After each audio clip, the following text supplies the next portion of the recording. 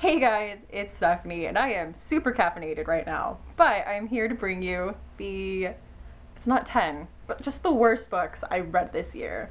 I am so ready for this. I have my Grumpy Cat ugly Christmas sweater on.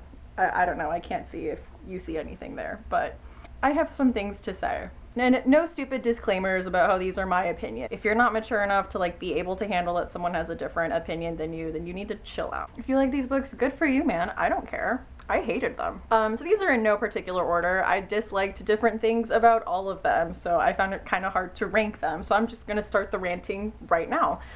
The first book I didn't like this year was Dark Harvest by Norman Partridge. This was a horror novel, and for some reason, someone gave it the Bram Stoker Award in 2006, which is supposed to mean something. Books like this are the reason that people think horror isn't literary.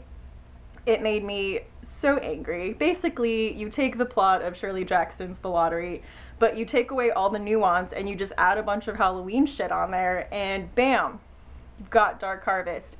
It was so weird. The whole thing seems like a middle grade novel, like the font and the size of it, but it's not middle grade. It has adult stuff in it. And it's written in this really smug second person narration. I hate smugness, and I hate smugness in, I don't know, it was awful. The only reason I finished it was because it was so short. Second book I didn't like. I didn't hate quite as much as Dark Harvest. This is more like I didn't like it. This was Extremely Loud and Incredibly Close by Jonathan Safran Foer, or as I like to call it, extremely manipulative and incredibly pretentious. This I have ranted about so many times on my channel. This is the reason I hate child narrators, because authors don't do them right. They swing between one of two extremes, either extremely naive, like in Lauren Oliver's Rooms, or these extreme geniuses where they're basically 30-year-olds in shorter bodies. That is not how children work. Do authors not know how children work? This was obnoxious. And Oscar is supposed to be some kind of genius, but it was awful. It was a flimsy plot. I didn't like it. It seemed, like I said, very manipulative. I think the only part I liked about it was the grandparent story I thought was interesting. Other than that, this was a no for me. I know this is probably my most controversial on this list. I know a lot of people really like this book, and I am not one of them. The next book I was not a fan of this year is Michael Chabon's Summerland. I buddy read this with Adam at Memento Mori earlier this year, and we both were not fans of it. It just was so confusing. I don't think either of us are really into fantasy in any way, but this was kind of marketed as young adult / middle grade. So confusing. For it being as predictable as it was, Chosen One kind of has to go on this journey and defeat all these different obstacles before going to main obstacle. So as predictable as it was really confusing, and I was just not interested in reading it. So speaking of fantasy is not a genre I reach for often. I kind of like to stick with things that take place in the real world. Except when I was a teenager, I was really into this show. There was an element of fantasy to it. It definitely did not take place in the real world as we know it. And that show was One Tree Hill. Especially when they do that time jump after they graduate and they are all insanely successful, in the things that they were interested in as high schoolers. 4 of them marry their high school sweethearts, and it's just really ridiculous and unrealistic, but it's TV, so whatever. Well, I read a book like that this year that was just obnoxious.